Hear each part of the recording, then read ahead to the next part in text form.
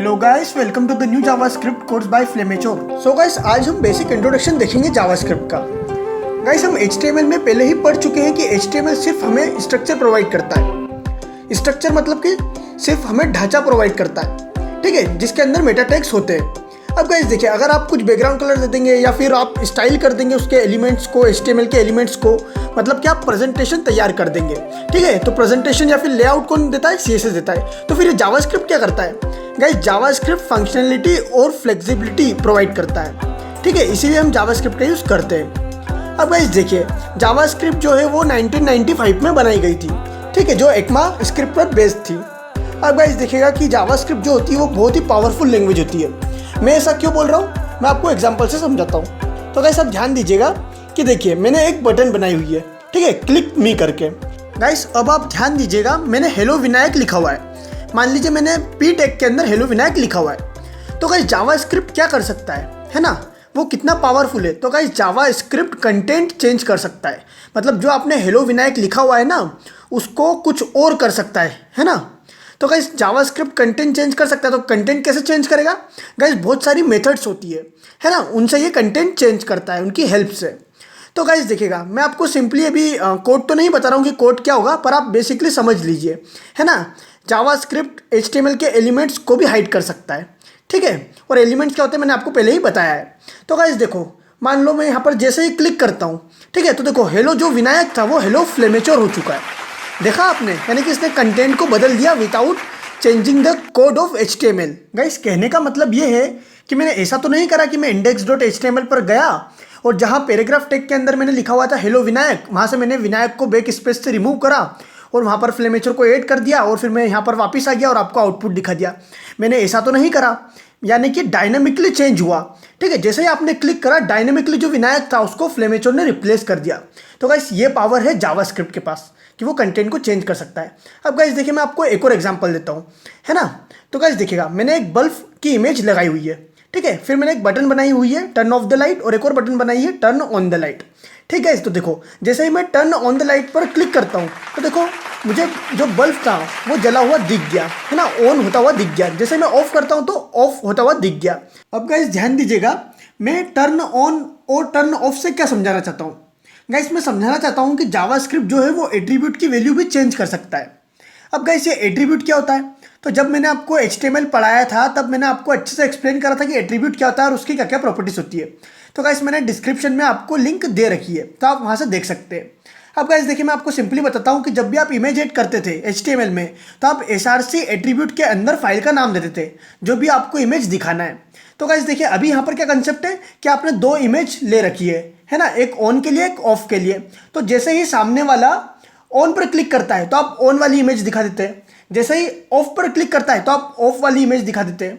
तो गाइस आप क्या कर रहे हैं? आप एट्रीब्यूट की वैल्यू डायनेमिकली चेंज कर रहे हैं, ठीक है। आप एट्रीब्यूट की वैल्यू डायनेमिकली कैसे चेंज कर रहे हैं? तो गाइस उसकी भी अलग अलग मेथड्स होती है, मैं आपको अभी कोड नहीं बता रहा हूँ, ठीक है गाइस। तो आप समझ गए कि वो एट्रीब्यूट की वैल्यू भी चेंज कर सकता है।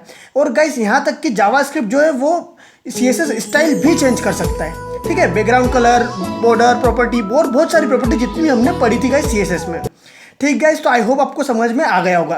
अब गाइस देखिए, जावास्क्रिप्ट की शुरुआत कैसे करें। तो गाइस जो हमने HTML CSS में जो हमने VS कोड में सेटिंग करी हुई थी, ठीक है, उसी सेटिंग के साथ हम स्टार्ट कर सकते हैं जावास्क्रिप्ट में। अब गाइस देखिए हम किस प्रकार से जावास्क्रिप्ट का यूज़ कर सकते हैं। तो गाइस आपको याद होगा हम हेड सेक्शन के अंदर CSS का यूज़ कैसे करते थे? स्टाइल लिख के। तो वैसे ही यहाँ पर स्क्रिप्ट लिख के हम यूज़ करते हैं। अब गाइस देखिए, आप document.write पर अभी ध्यान मत दीजिए, मैं आपको सिंपली आउटपुट बताना चाहता हूँ कि हेलो मुझे दिखेगा, है ना, इसलिए मैंने इसका यूज़ करा है।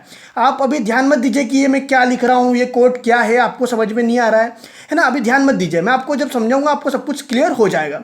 तो देखो मुझे हेलो दिख चुका है, ठीक है। अब देखो document.write का मतलब क्या होता है? डॉक्यूमेंट मतलब ये वाइट स्क्रीन, है ना, राइट का मतलब कि आप फोर्स कर रहे हो कि लिखो, है ना, राइट मतलब क्या फोर्स कर रहे हो। देखो अब गाइस मैं हेड पोर्शन के अंदर से इसको रिमूव कर देता हूँ, ठीक है गाइस, और मैं सेम कोड को पेस्ट करता हूँ कहाँ? बॉडी के अंदर, ठीक है, मतलब बॉडी सेक्शन के अंदर। तो देखो मुझे आउटपुट दिखता है क्या? देखो दिख चुका है हेलो, ठीक है। तो आप हेड सेक्शन के अंदर भी यूज़ कर सकते हैं, आप बॉडी के अंदर भी यूज़ कर सकते हैं। अब गाइस तीसरा ऑप्शन क्या है हमारे पास? हम एक्सटर्नली यूज़ कर सकते हैं, ठीक है। आपको पता है एक्सटर्नली कैसे यूज़ करते हैं? तो हम एक फाइल बनाते हैं, है ना, एक्सटर्नली जो index.html है उससे अलग, ठीक है, तो आपको पता है फाइल कैसे बनाते हैं। तो app.js मैंने फाइल बनाई और कोड बिल्कुल सेम लिखा। कोड मैंने क्या लिखा, डॉक्यूमेंट डॉट राइट और उसके अंदर फिर हेलो, है ना, इन्वर्टेड कोमास के अंदर। ठीक है गाइस, अब आप ध्यान दीजिएगा कि मैं जैसे ही रिफ्रेश करता हूँ तो देखो मुझे कोई आउटपुट नहीं दिख रहा है। आपको याद होगा कि हम CSS का जब एक्सटर्नली यूज़ करते थे तो हमको फाइल को लिंक करवाना पड़ता था। ठीक है गाइस, तो उसी प्रकार से जब आप जावास्क्रिप्ट का एक्सटर्नली यूज़ करना चाहते हैं, ठीक है, एक्सटर्नल यूज़ यानी कि आप index.html के अंदर जावास्क्रिप्ट का जो कोड है वो ना लिखे और एक अलग से फाइल बनाएं, जैसे कि हमने app.js बनाया है, तो आप कैसे इंक्लूड करेंगे। तो गाइस आप यहाँ पर लिखेंगे सिंपली स्क्रिप्ट और फिर src के अंदर फाइल का नाम देंगे। ठीक है, तो मेरी फाइल का नाम क्या है, फाइल का नाम है app.js। तो आप कुछ इस प्रकार से इंक्लूड करेंगे, है ना, जावास्क्रिप्ट का कोड। तो अभी आपने हेड में इंक्लूड करा है, तो देखो मुझे हेलो दिख चुका है। ठीक गाइस, तो देखिए अभी आपने कहीं में इंक्लूड करा था, अभी आपने हेड के अंदर इंक्लूड करा था।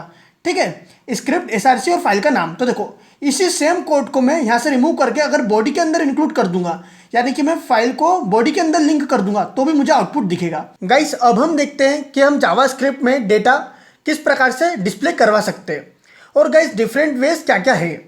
अब गाइस देखिए मैंने आपको फर्स्ट वे तो बताई दी कि आप डॉक्यूमेंट डॉट राइट का यूज़ कर सकते हैं और आपने हेलो दिखाया और हेलो क्या था, डेटा था।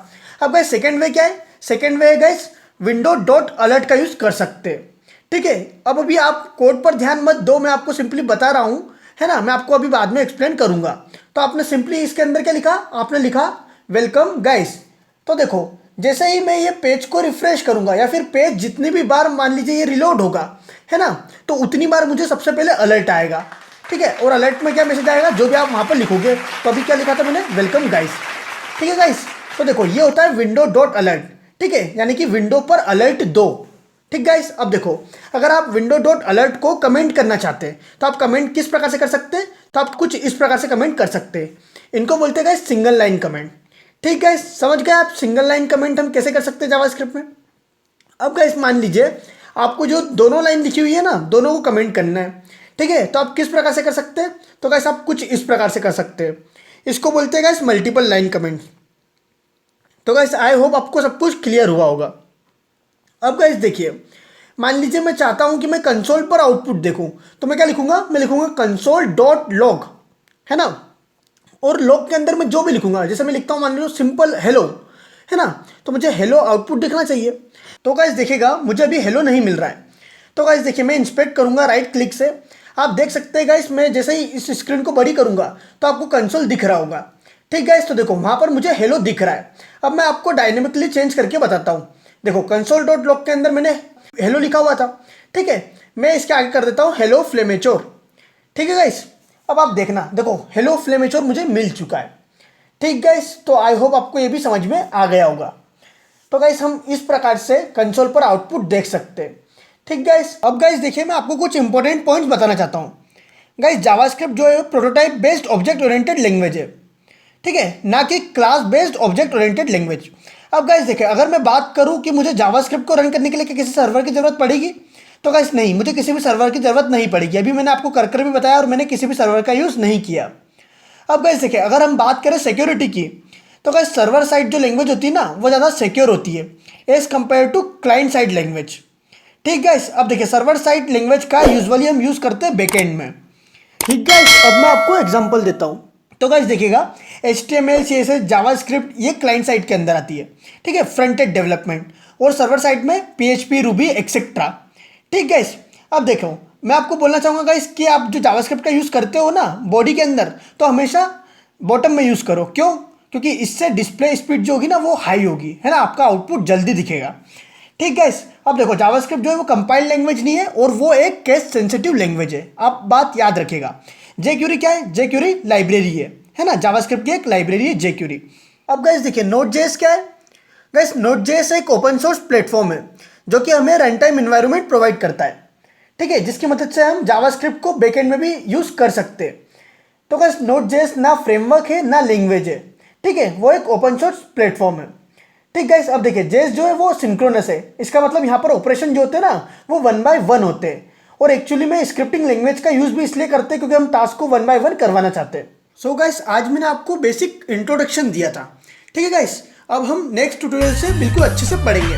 तो गाइस अगर आपको वीडियो पसंद आया हो तो आप प्लीज़ लाइक करें, सब्सक्राइब करें एंड शेयर करें guys. Thank you very much.